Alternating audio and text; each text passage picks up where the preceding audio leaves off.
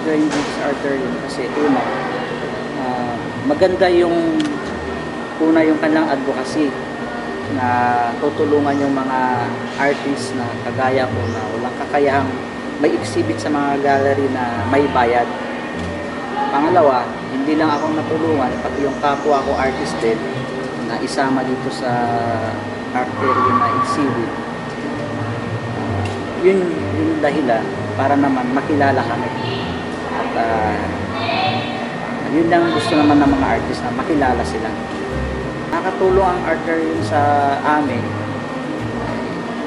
Sino-showcase nila yung aming mga artwork sa pamamagitan ng pag-exhibit. Kaya inimbitahan kami ng arterium kung saan yung kanilang activity, magdadausan na exhibit. Ini-invite kami ng arterium.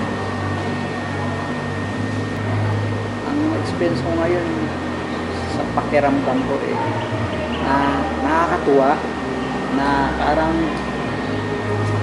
nagkaroon kami ng magandang bukas.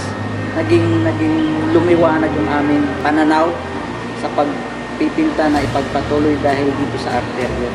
Dahil parang ito yung susi para sa mga artists. At ito yung tamang landas namin na pumasok sa arterium.